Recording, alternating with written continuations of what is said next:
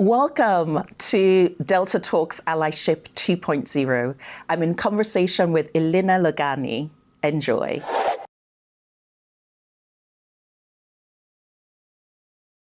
Hello, Ilina. I am so thrilled to be in conversation with you today. Same. Welcome. Me too. Lovely to see you again. Lovely to see you again. So welcome to Delta Talks Allyship 2.0. I'm, as you know, I'm thrilled to speak in particular to you about this conversation on this theme. And I would like us to start with a little bit of an introduction. So could you say a little bit more about yourself and how we met and how we kind of led up to this conversation? Yeah, absolutely. And please do fill in whatever I miss in terms of that. But I met Doyin through the Rhodes Trust at an event held there. I am a Rhodes Scholar, so I'm currently a second-year student at Oxford University, finishing up my MPhil in economic and social history with a background in economics. And originally I'm from Spokane, Washington, which we've discussed is a rural place in the U.S., eastern Washington, northern Idaho border for anyone who is familiar. And so much of my work is grounded in advocacy for racially minoritized communities there and beyond. Yeah, absolutely. Yes. I'm looking forward to hearing more about how some of those experiences in academia, experiences bearing in mind thinking about the different communities you've been involved in, how they come out and how they play up in reality. As you know, many of our listeners and many of the people we work with work in organizations, and I thought it would be really great to have a conversation around, from thinking about lived experience, but thinking about kind of grassroots and working with communities, what some of those insights and perspectives might be for people working in businesses, absolutely, people working in organizations. So are you ready for us to start the conversation? Yes. Excellent. So let's just start generally with, how you would define allyship. Oh, wow. Yeah. Easy one, huh? Yeah. I want to take a step back because one of the things that I have thought about very recently is, does it count as allyship if you are feeling like you have a personal stake in the issue? Yeah, look at that face, right? I think that the first question I tend to ask myself is am I an ally in this situation, or am I in a position where I'm advocating on behalf of others, but also for myself?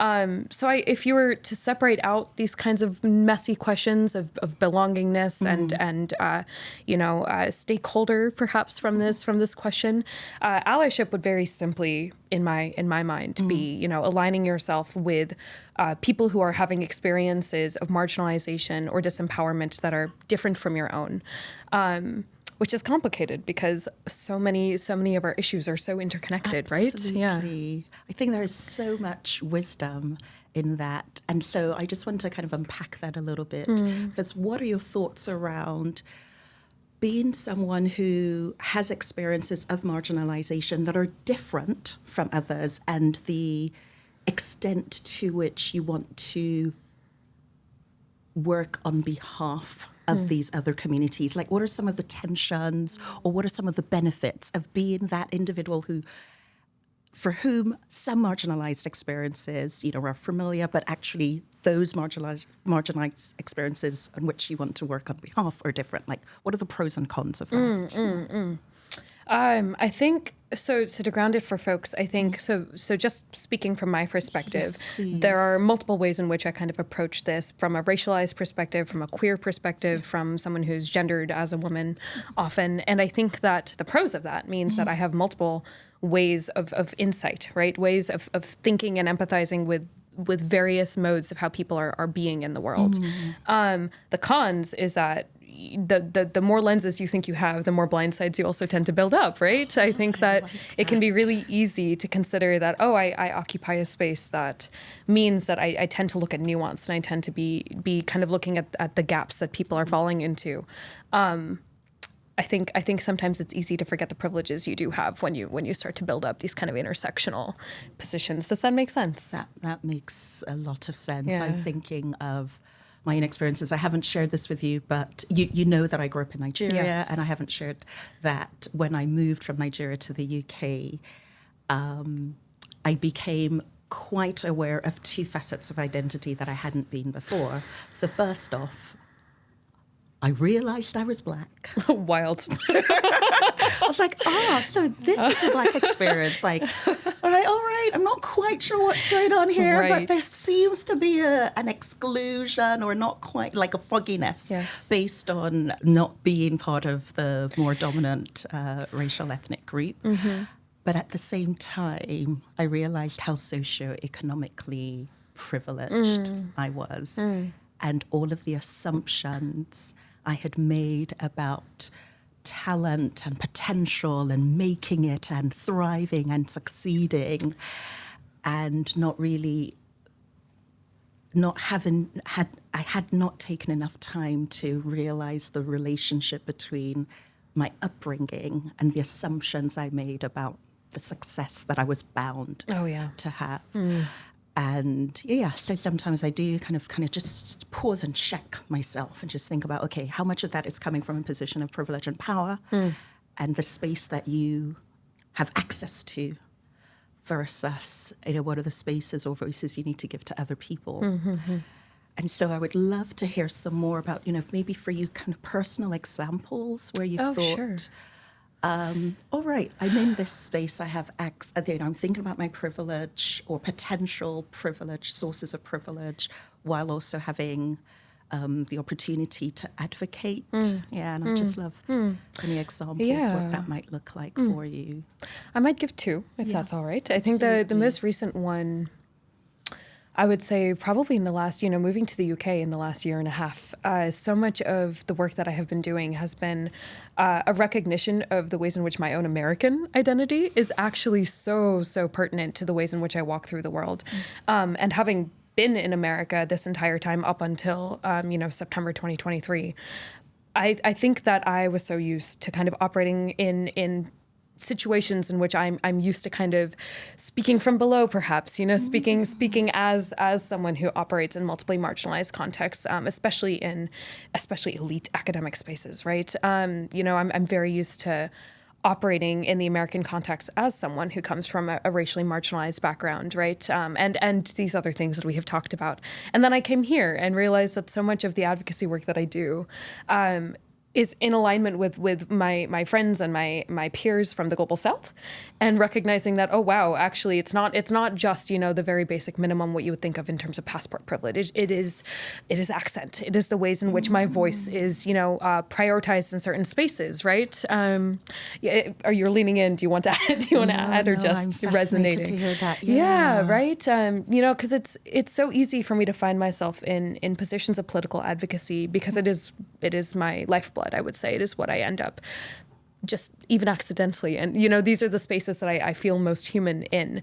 And to realize for once that I was surrounded not by fellow Americans of color, but folks from every possible background, and realizing that I needed to take many steps back was a big, good lesson, I think. And similarly, I would say even in the U.S. context, I mean, as a non-Black person of color, there's always, me questioning the ways in which my racialization is playing in a position, whether I'm being considered palatable or not. And feel free to ask me to elaborate in any of this. But, as someone who went to Columbia University, for instance, as my undergraduate, and then went back to my hometown where many people don't end up going to college, or many people who go to college stay in the region, or in local areas. I think that there was a moment of reckoning for me there, that the language that I was building in elite academic spaces was not translatable necessarily in the more rural context I'm from. Are these, yeah. Oh gosh, there's a lot in there. There's a lot in there, but it's also really illuminating to hear. So I know that one of the things I've struggled with is talking about intersectionality in a practical way. Sure. So often when we think about intersectionality, we kind of think the theory, we think the concepts, we get the idea of multiple identities, multiple marginalizations. I think with the conversations that I've been having with people, there's an increasing acknowledgement that although we recognize the source of intersectional thinking, that another application goes beyond multiple marginalization. It goes to privilege as well as disadvantage. We often speak to senior white leaders, senior white male leaders, and ask them to think about privilege. And that type of conversation is becoming more and more prevalent. Where my mind is going is the idea of all of us having more of an intersectional awareness.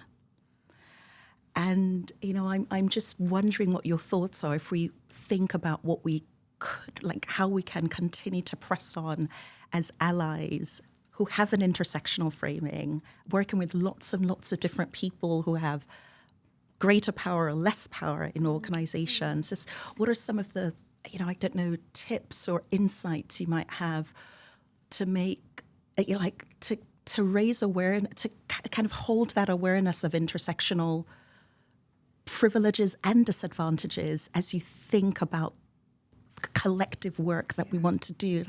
I know that's a big question. It is, but I just hear so much like awareness from you of those spaces, and I just wonder, what helps you, what reminds you of the value of those kind of multiple perspectives, being a student at Columbia and language of elitism, but then thinking about actually my local community. I need to think I need to connect with you in a way that's that makes sense. And connect with myself too, because that is where I come from, right? I might ask you to take a step back and ask again, is this a question of how we each think about intersectionality in the spaces that we're in, or how do we best make that intersectionality translatable to people who might not be? It's probably a bit of both. So let's start with the second one. Okay. What are your thoughts about how we make intersectionality more accessible to regular folk at work who are kind of well-intended, but that's all a little bit theoretical for me. Thank you very much. Fair. I take it. I think that on one level, the way that I would like to make one thing I would like to make known is it's not as simple as adding things on top of each other. It's not a 1 + 1 + 1, right? Oh, I have this identity and this and this, and this means that this is the level of marginalization I experience. I think that is where the theory starts to get a little bit, people start to get a little bogged down is I have to keep thinking about, I have to be aware of the 20 million identities that exist in the world. We are human. We are so complex. There is no way in which anyone can be doing that at any moment. I think for me, the ways in which I do it for myself and the ways in which I might try to make it a little bit more real for people it's something I call noticing the gaps, is something I've used in my work in the past and with my conversations with my peers. And it is simply oftentimes people who hold multiple identities that entail marginalization, whether it is gender, whether it is class, whether it is neurodivergence, right? There's so much you can throw in here. Oftentimes, I have found in my experience that these are the people who are falling in the gaps of whatever work is being done. Either they are holding the brunt of the labor but receiving the least recognition for it, right? Or they are the people who might hold a wealth of knowledge but are being talked over, or being interrupted, or not being pulled into conversational spaces because they are not considered for whatever reason, for whatever soft human reason in terms of even the ways in which people present themselves. They're not considered the authoritative figure in the room. And so for me, the ways in which I would just try to make it as real as possible is to try to throw out this idea of trying to remember what identities every single person holds and try instead to notice who are the people who are not being noticed. If this is making sense, who are the people who are in the gaps, who need to, whose recognition could be added and elevated a little bit more, or who could be made sure that they're not being talked over. Pay a special attention to the ways in which interruptions are happening is something that I think about a lot. Yeah. Notice the gaps. I love the simplicity of that. And, so what's coming to my mind is, on one hand, when we think about intersectionality, you were talking about, it's actually not about just layers upon layers. And that, what the image that comes to mind, it becomes more, it's thick and it's complex and intertwined and all of that. And your guidance is actually, yes, it's not saying that's not important, but from a practical perspective, just wherever you are, notice the gaps. Who's not speaking, who is not here, who is being interrupted. Exactly. Who doesn't have the space or the voice that I have. Exactly. Yeah. Precisely. That. Yeah. Okay. Do any examples come to mind where you've inadvertently not noticed the gaps?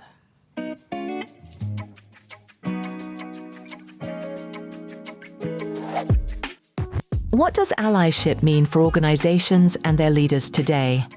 And how does understanding intersectionality help our understanding? What everyday stories can we share about when we have stood up for others? And how we have considered who is not in the room and why? What do we miss when we do not pay attention to these gaps? In the next part, we will explore these questions even more